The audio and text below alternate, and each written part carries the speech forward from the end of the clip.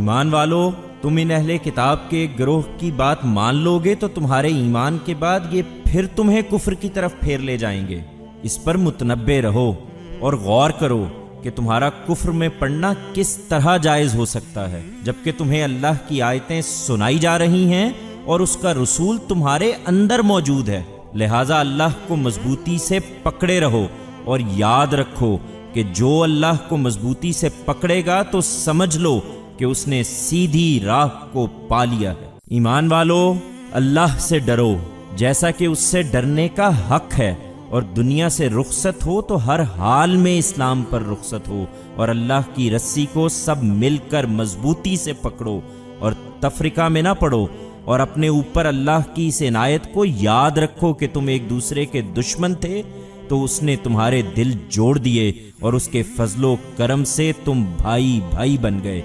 اور یاد رکھو کہ تم آگ کے گڑھے کے بالکل کنارے پر کھڑے تھے، پھر اس نے تم کو اس سے بچا لیا۔ اللہ اسی طرح اپنی آیتیں تمہارے لیے واضح کرتا ہے تاکہ تم ہدایت پر رہو، اور چاہیے کہ تمہارے اندر سے کچھ لوگ مقرر ہوں جو نیکی کی دعوت دیں، بھلائی کی تلقین کریں اور برائی سے روکتے رہیں۔ تم یہ اہتمام کرو اور یاد رکھو کہ جو یہ کریں گے وہی فلاح پائیں گے۔ تم یہ کرو اور ان لوگوں کی طرح نہ ہو جاؤ جو فرقوں میں بٹ گئے اور جنہوں نے نہایت واضح ہدایات اپنے پاس آ جانے کے بعد اختلاف کیا، اور اب وہی ہیں کہ جن کے لیے بڑی ہولناک سزا ہے۔ اس دن جب کچھ چہرے روشن ہوں گے اور کچھ چہروں پر تاریکی چھا رہی ہوگی، سو جن کے چہروں پر تاریکی چھا رہی ہوگی ان سے پوچھا جائے گا، کیا تم ایمان کی نعمت سے بہرہ یاب ہونے کے بعد پھر کافر ہو گئے؟ تو اپنے اس کفر کی پاداش میں اب چکھو عذاب کا مزہ۔ رہے وہ جن کے چہرے روشن ہوں گے تو وہ اللہ کی رحمت کے سایوں میں ہوں گے، وہ ان میں ہمیشہ رہیں گے۔ یہ اللہ کی آیتیں ہیں جو ہم تمہیں ٹھیک ٹھیک سنا رہے ہیں، اور اس لیے سنا رہے ہیں کہ اللہ نہیں چاہتا کہ وہ دنیا والوں پر کوئی ظلم کرے۔ لہٰذا ان اہل کتاب کی طرح جھوٹی امیدوں میں نہ رہو، اور یاد رکھو کہ زمین اور آسمانوں میں جو کچھ ہے سب اللہ ہی کا ہے، اور تمام معاملات اللہ ہی کے حضور میں پیش کیے جاتے ہیں۔ ایمان والو، اس وقت تو اللہ کی عنایت سے تم ایک بہترین جماعت ہو جو لوگوں پر حق کی شہادت کے لیے برپا کی گئی ہے۔ تم بھلائی کی تلقین کرتے ہو، برائی سے روکتے ہو، اور اللہ پر سچا ایمان رکھتے ہو۔ اور یہ اہل کتاب بھی قرآن پر ایمان لاتے تو ان کے لیے بہتر ہوتا۔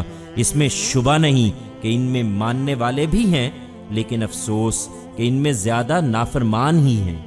یہ تمہیں کچھ اذیت دے سکتے ہیں، اس کے سوا یہ تم کو ہرگز کوئی نقصان نہیں پہنچا سکتے، اور مطمئن رہو کہ اگر یہ تم سے لڑیں گے تو لازماً پیٹھ دکھائیں گے، پھر ان کو کہیں سے کوئی مدد نہ ملے گی۔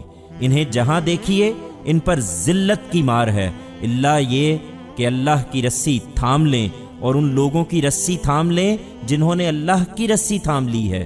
یہ اللہ کا غضب لے کر لوٹے ہیں، اور ان پر پست ہمتی تھوپ دی گئی ہے۔ یہ اس لیے ہے کہ یہ اللہ کی آیتوں کے منکر رہے ہیں اور اس کے پیغمبروں کو ناحق قتل کرتے رہے ہیں۔ یہ اس لیے کہ انہوں نے نافرمانی کی اور یہ ہمیشہ حد سے بڑھتے رہے ہیں۔ یہ بات البتہ واضح رہے کہ سب اہل کتاب یکساں نہیں ہیں۔ ان میں ایک گروہ اپنے عہد پر قائم ہے، وہ راتوں کو اللہ کی آیتیں تلاوت کرتے اور اس کے سامنے سجدہ ریز رہتے ہیں، اللہ پر اور قیامت کے دن پر سچا ایمان رکھتے ہیں، نیکی کی تلقین کرتے اور برائی سے روکتے ہیں، بھلائی کے کاموں میں سبقت کرتے ہیں، اور وہ خدا کے نیک بندوں میں سے ہیں۔ اس میں شبہ نہیں کہ وہ حق کے سچے طالب ہیں، اور اپنے اس رویے کے صلے میں جو نیکی بھی کریں گے اس کے اجر سے محروم نہ ہوں گے، اور اللہ ان پرہیزگاروں سے خوب واقف۔ اس کے برخلاف جن لوگوں نے فیصلہ کر لیا ہے کہ منکر ہی رہیں گے، ان کے مال و اولاد اللہ کے مقابل میں ان کے کچھ بھی کام نہ آئیں گے، اور وہ دوزخ کے لوگ ہیں، اس میں ہمیشہ رہیں گے۔ اس دنیا کی زندگی میں جو کچھ وہ بظاہر اللہ کی راہ میں خرچ کرتے ہیں اس کی تمثیل ایسی ہے کہ پالے کی ہوا ہو جو ان لوگوں کی کھیتی پر چل جائے جنہوں نے اپنے اوپر ظلم کیا ہو، اور اسے برباد کر دے۔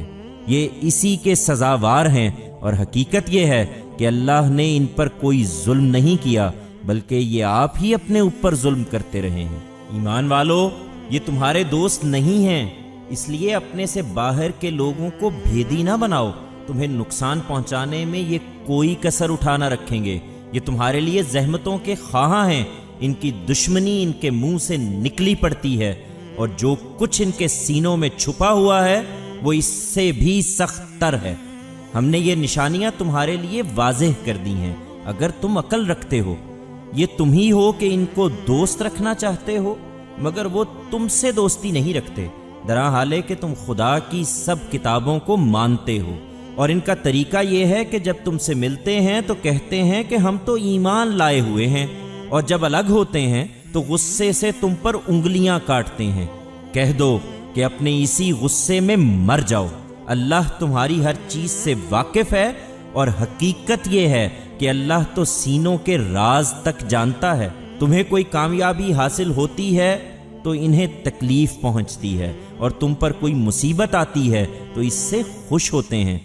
یہ تمہارے دوست نہیں ہیں، ان کی پرواہ نہ کرو، اور یاد رکھو کہ اگر تم صبر کرو گے اور اللہ سے ڈرتے رہو گے تو ان کی کوئی تدبیر تمہیں کچھ بھی نقصان نہ پہنچا سکے گی، اس لیے کہ جو کچھ یہ کر رہے ہیں اللہ اس کو گھیرے میں لیے ہوئے ہے۔ یہ حقیقت انہیں سمجھاؤ اے پیغمبر، اور اس کے لیے وہ موقع یاد دلاؤ جب احد کے دن تم مسلمانوں کو جنگ کے مورچوں پر کھڑا کرنے کے لیے بہت سویرے اپنے گھر سے نکلے تھے۔ اس وقت اللہ تمہارے ارادوں سے واقف تھا اور تمہاری باتیں سن رہا تھا، اور اللہ سمیع و علیم ہے۔ اس وقت جب تم میں سے دو گروہوں نے حوصلہ چھوڑنا چاہا، درحال ہے کہ اللہ ان کی مدد کے لیے موجود تھا، اور ایمان والوں کو تو اللہ ہی پر بھروسہ کرنا چاہیے۔ اللہ نے اس سے پہلے بدر میں بھی تمہاری مدد کی تھی جبکہ تم نہایت کمزور تھے، پھر بھی ناشکری کرتے ہو۔ سو اللہ سے ڈرو تاکہ تم اس کے شکر گزار ہو۔ یاد کرو جب تم مسلمانوں سے کہہ رہے تھے کہ کیا تمہارے لیے کافی نہیں ہے کہ تمہارا پروردگار 3000 فرشتوں سے تمہاری مدد کرے جو اسی مقصد سے اتارے گئے ہوں؟ ہاں، کیوں نہیں؟ اگر تم صبر کرو اور خدا سے ڈرتے رہو اور تمہارے دشمن اسی وقت تم پر آ پڑیں تو تمہارا پروردگار 5000 فرشتوں سے تمہاری مدد کرے گا جو خاص نشان لگائے ہوئے ہوں گے۔ اور یہ تو اللہ نے صرف اس لیے کیا کہ تمہیں بشارت ہو اور تمہارے دل اس سے مطمئن ہو جائیں، اور مدد تو اللہ ہی کی طرف سے آتی ہے جو زبردست ہے، بڑی حکمت والا ہے۔ اس لیے کیا کہ ان منکروں کو ایمان لانے کی توفیق دے اور اس طرح ان کا ایک حصہ کاٹ لے یا انہیں ایسا ذلیل کرے کہ خوار ہو کر لوٹیں۔ تمہیں اس معاملے میں کوئی اختیار نہیں کہ اللہ ان کے ساتھ یہی کرے یا ان پر عنایت کی نظر کرے اور ان کی توبہ قبول کر لے۔ اگر یہ توبہ کریں یا ان پر اپنا عذاب نازل کر دے اس لیے کہ یہ ظالم ہیں، یہ اللہ ہی کا اختیار ہے، اور زمین اور آسمانوں میں جو کچھ ہے وہ اللہ ہی کا ہے۔ وہ اپنے قانون کے مطابق جس کو چاہے گا بخش دے گا اور جس کو چاہے گا سزا دے گا، اور حقیقت یہ ہے کہ اللہ بخشنے والا ہے، اس کی شفقت ابدی